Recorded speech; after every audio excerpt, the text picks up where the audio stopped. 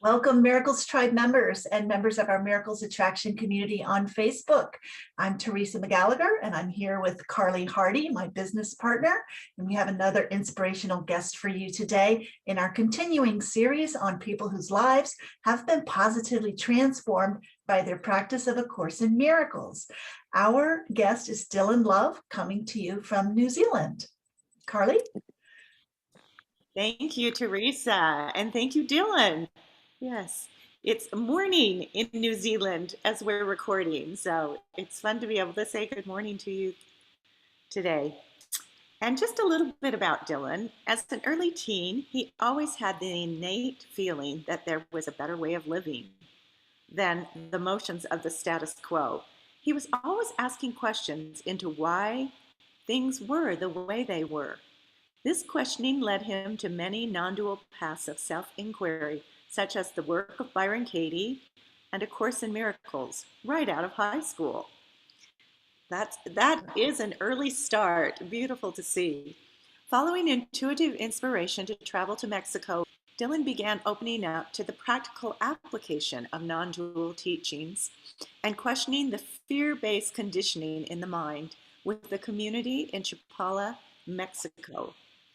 Later, he returned to New Zealand and continued that practical application. Dylan felt a strong intuitive pull to leave his job, knowing he was being called to take the road less traveled. So we'll let you take it from there, Dylan, and tell us what's happened on that road. Great. Thank you, Theresa and Carlie. It's nice meeting you both, and I appreciate you taking the time to set all this up for me and to allow this sharing of ideas to happen. So yes, as you can see by that, I started very young. So at the age of 9 or 10, I was very, very intuitive, and I could see that things weren't really lining up with, the ways, the fruits of the spirit, because I would look at nature, right? And I would look at the birds and the rest of nature, and I'd go, they're not working to survive. They're living like a great life. And then I'd look at humans and I go, something doesn't quite add up here. We've got humans working. They're really stressed. They're just making ends meet, and it's just like these two pictures don't really have a meeting place. So I was like, something's fishy is going on here. But back then I didn't really have the words to put it into, an experience or into words actually. So fast forwarding into high school, the last year of my high school years, I was introduced to the Socratic questioning method, Socrates and, the Greek Socratic questioning methods. And so this was my starting point to actually beginning to question everything that we had been doing. Because if we look at the philosophies of Socrates, Socrates was all about questioning why we were doing things, and did we really know what we know, and how did we know what we know, and where was that actually coming from? Was it coming from intuition or the spirit? Was it coming from past learning and this dead, mindset? And so throughout that, my last year of high school, I actually started to take on this inquiry of why actually, why are we doing what we're doing? And so that was the beginning point of me starting to question all of the conditioning that I had been taught. Now, very lucky for me that I didn't have much conditioning, since I was still, I'd only been at school for a small amount of time in my life compared to, my other brothers and sisters who may have, spent their entire life in the school work system. I hadn't really gone that far. So you can say I didn't have much baggage to undo. So after leaving high school, I didn't really feel inspired to do a career. I wasn't really being inspired to go to university. So I kind of took like a gap year off. And at this time, I was still living with my parents. I was still 17, 18. And so I just used that gap year to start diving into spirituality. I don't really remember how I got into that, but I was just pulling on the string of intuition, and that's where I was led, was into spirituality. And then all of a sudden, I was brought to the work by Byron Katie. And the work by Byron Katie is a beautiful, beautiful inquiry method where you can begin to question all of your upsets and your perceptions of the world. And so even before I came across the course, I could see, looking back on it, how I was slowly being propped into A Course in Miracles through Socratic questioning, and then Byron Katie, and then later on, a year later, A Course in Miracles. So using the work by Byron Katie, I had now a deeper sense of inquiry for me to begin to question why we were doing the things that we were doing, and begin to look at what was going on in my mind as well.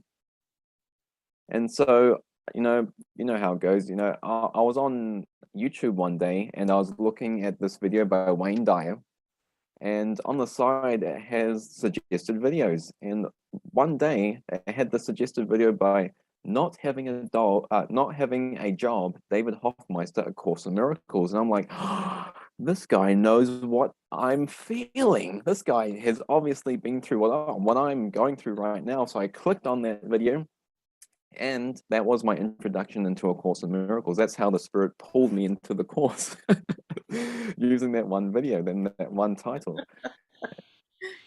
And so I listened to that video, and I was like, whoa, this guy really understands what I'm going through. So then I ended up researching Course in Miracles and started reading the course and started doing the workbook lessons. So I had just finished reading the workbook lessons, and I had this really strong intuitive pull to go to David Hoffmeister's community. And at this time, I was still living at home, and I was really nervous about asking my mom to go to Mexico, right? Because I'm still living at home. This is like an out-of-the-box experience, asking to go to Mexico, some far-off land that is known for drug cartels and, beheadings, and and to go to this community that practices the teachings of A Course in Miracles. And so eventually, I end up in Mexico. And this was a beautiful time for me to actually begin to use my life in a different way. So normally we use life, we do the day-to-day status quo motions: get a job, wake up, eat, sleep, repeat, right? But this going to Chapala, Mexico, was the beginning, for me anyway, to start using all of the things in the world as a backdrop for watching my mind. So all the projects we do in community, that's the main goal, is to use them as a backdrop just for watching your mind, and for mind watching and getting clear on what's going on in the mind. And so that was the main reason, looking back at it now, of why it was so important for me to go there at that time in my journey. And so I spent 6 months in Mexico there at David Hoffmeister's community. And after that 6 months, I ended up coming back to New Zealand. And at this point in time, I wasn't really in a state of mind where I could say I didn't really need a job, that I could rely on divine providence solely. So because I was still in that state of mind, I ended up taking a job for a few years. But while I was doing the job, I was still doing the course, doing the workbook lessons, watching the videos by David Hoffmeister, and using everything that I could just to watch my mind, even the job. So I would go to my job as well, and I would just use that to watch my mind rather than to make money and to come home and be like, oh, paycheck day. I ended up being inspired to leave my job. Now, it's not every day that we're inspired to leave our job. You hear a lot of people saying, well, I need to get a job, and I need to stay in that job and make it last long and turn into a career. But you don't really hear people saying, I'm really inspired to leave my job and to end it for good. So in 2017, I kind of stepped out of that job, and I had, run about $2,500 to $3,000 in my bank account that I could use while I left my job for rent and food. And so while I left my job, I just used every single moment I could to get really clear on what was going in my mind, because at this time you can understand how the ego is coming up in my mind right now, going, "Oh, you're going to end out on the street," and it's using all of these hypothetical images in the mind and saying, "Oh, look at you, you have no job, you're going to end out on the street, you're going to die," and so on and so forth. But I just used every moment I could just to work through Byron Katie's worksheet and David Hoffmeister's level of mind inquiry. And using these tools, what I found was that my upset kind of became shorter and shorter and shorter. So instead of the upset being consistent, it kind of shortened down to maybe like, a few days, and then gradually to, like a day and an hour, until it became like an instant where I could notice the upset in an instant and then shift my state of mind. And so that was the most sweetest part about the inquiry and this questioning, was that it kind of saved time on the upset. You weren't spending as much time in the upset as you were prior to doing the inquiry. And so this was such a blessing for me, because once I left my job, I had to go through all of the ego's, shall we say, shit, as we all experience, around having money to survive, needing a career to survive, your worth being based around career and how much money you have. And I really needed to start to question all of the assumptions and all of the beliefs underneath all of the upsets that were seeming to come up for me. I started to notice that I was a lot more consistently peaceful than I was when I first left my job. And so at this point in time, I had people writing to me going, "Okay, I see you're actually putting it into practice. I'm going to come and stay with you." So I had people flying from Australia to New Zealand to come and stay with me, and it just, happened on its own. And so people started showing up, and they would come and stay with me. They would come see how I lived. They would come see what I did on a day-to-day basis, and how to work through upsets, and what they look like on a day-to-day basis for me. And so I got to work with many people that come and stayed with me. People started calling me online. So all of a sudden, here I was doing the inquiry and upset and the practical application. And all of a sudden, here I am extending online and extending to all of these people that are writing and coming in, saying that they're coming to stay with me. And so it was a really beautiful experience of just seeing the flow of the spirit and seeing the flow of life and how it's all used. And this was my main period, was just extending online and extending and being with those that came to stay with me. When most of everyone felt that they were guided to leave, I was really in this time of deep prayer and this deep stillness. I was in this period of inquiry and the stillness, and I don't remember what I was doing, but I remember I was at my desk, and all of a sudden I had this light bulb moment, and it's like this lightning hit my mind, and I was like, oh, all of the suffering I'm experiencing is just because I'm misidentifying with the ego's thoughts. And I had this moment of clarity where everything kind of like fell into place, so to speak.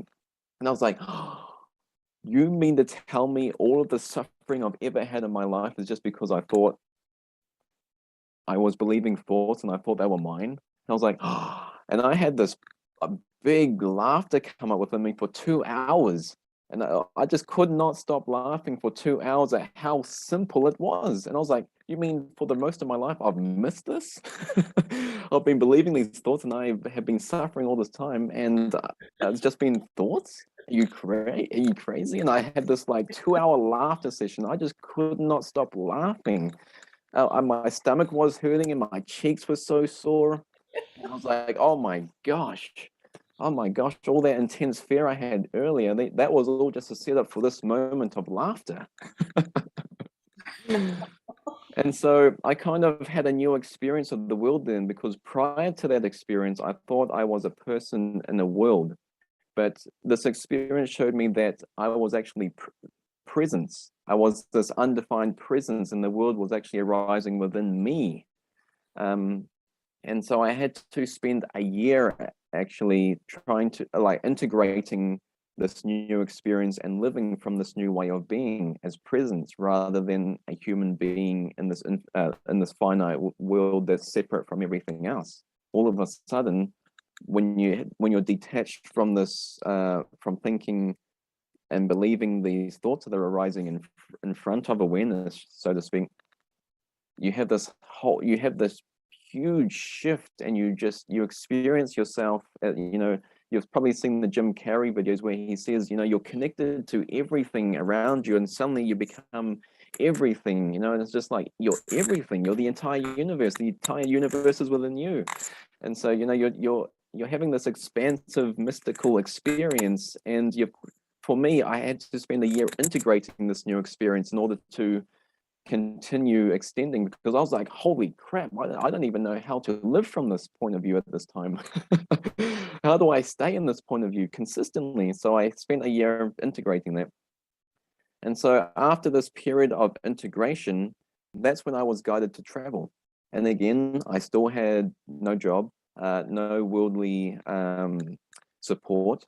And so all of a sudden, the spirit's telling me, okay, now it's your travel period. You're going out to travel. And I'm like, what? I have no job. I have no money. How is this going to work out? And so here is my experience of, of actually going into divine providence, even though divine providence isn't really, not having a job. Divine providence is really everything. But for me to step out and actually start traveling, it allowed me to experience life in a completely different way, because the world's mindset is, if you don't have the money, you can't do anything, right? You have to have the means first, and then after that, then the what you want comes after the means. But when I stepped out, man, was it glorious. Invitations started coming in. I traveled to Australia, so I started traveling around Australia and back down to New Zealand, all with no money. Everything was just given in the moment, and everything was provided by life or the spirit, whatever word you want to use. And this period of travel was just used in a way to undo the last of my beliefs, which were, I'm not provided for. I really still need money to survive. And so this period of traveling was just allowing me to see that those beliefs weren't true. And that was really an answer to my prayer, because my prayer, was, please show me another way of living where, I don't need money to survive, where I'm totally not focused on money anymore. And so this period of travel was really an answer to my prayer of being able to loosen the mind from this grip of needing money and this focused on money, since my main healing opportunities in this experience have been around money and relationships, woman and money. Those were my two main, where the ego was really attached onto. And so when I was traveling, lots and lots of signs and symbols showed up of love, and thank goodness we have social media, because I could extend these onto social media and share it with every one of my friends, and they could join in the joy too. So I was sharing those online, and I was just being as transparent as I can, saying, I'm traveling. If you feel inspired to host me or want to connect, just write to me, and you can write to me and we can meet up, or you can host me at your home if you want to. So more invitations started coming in. I was really transparent, saying, I have no worldly support, so I may need some donations to help me get there. And then donations started coming through. Everything I just seemed to need was just added onto me. Seek first the kingdom of heaven, and everything else will be added onto you. So this was my way of experiencing that. It wasn't just a word anymore. It wasn't just a phrase. It was an actual experience. And the experience of that was joy. I thought it was going to be scary, but actually the opposite was true. It was really joyful, because there was just so much signs and symbols being provided that there was spontaneous joy going, oh my gosh. It's like you wake up every morning, you're like, what's going to happen today? What's going to happen today? More miracles. You're just so focused on the miracles that, the worry and the doubt and all of the ego way of thinking kind of just fades into the background, and you're so caught up in the miracles that everything else just fades into the background. And so this was my way of just being like this. These travels were really just a permission slip for my mind to sink into the present moment and go, I can relax. I don't need to worry about money anymore. I don't need to worry about where my meals are going to come from. I don't need to worry about where the money's going to come from. All I need to do is just watch my mind and trust. If I have this trust and I continue watching my mind, then that's going to bring me peace of mind and security rather than money. And so I spent from the end of 2019 right up until the coronavirus hit in March 2020, just traveling around Australia and New Zealand. And even when the coronavirus hit, I was still traveling. And so you can imagine I have no house, I have no possessions, I have no money. And I'm like, coronavirus coming. We're going to go into a 4-week lockdown. I'm like, okay, Spirit, you really need to show me where the hell I'm going.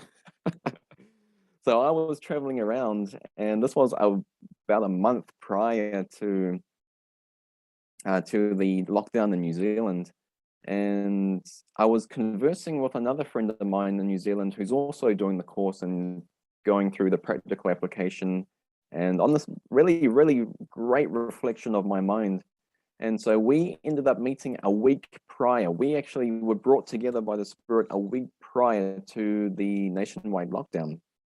And we were brought together on the day of the lockdown. We were guided to fly down to Wellington, New Zealand. So we were in Auckland, New Zealand, and we were guided to fly down to Wellington, New Zealand 15 hours before the nationwide lockdown. And again, we have no money. We have no money for tickets. We have no money for food. All we're doing is we're just being guided to show up at the airport. And we get guided to sit at the airport for 4 hours. And then a donation comes through to my bank account. And I'm like, oh, great. Now we have money for tickets. We have money for our lunch today. So we ended up buying tickets down to Wellington. We got lunch before we left. But once we got down to Wellington, again, we had no money. So again, it all comes down to prayer, trust and a lot of prayer and just and watching the mind with anything that may come up in regards to that. All the ego's doubts, which are like, oh, you're going to be left out on the street, you're not going to have a place to stay at, so on and so forth, which is, where forgiveness comes in order to transmute that into peace. And so again, once we get down to Wellington, we get guided to stay at the Wellington airport for another 5 hours. We just get told to sit and wait. So we're sitting there and waiting, and we're going, okay, Spirit, are we still meant to be here? Yes. And then after 5 hours of waiting, after that 5 hours, we're like an hour until nationwide lockdown. And so after that 5 hours, another donation come through to my bank account, which allowed us to have to go to a hotel for the rest of the lockdown duration.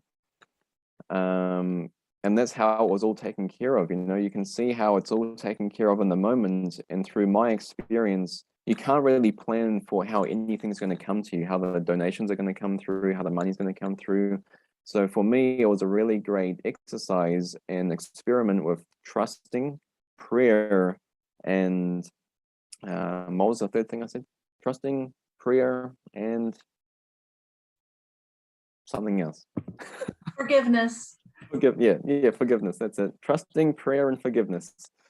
And so watching the mind. Yeah, exactly. And so this is how my life has been.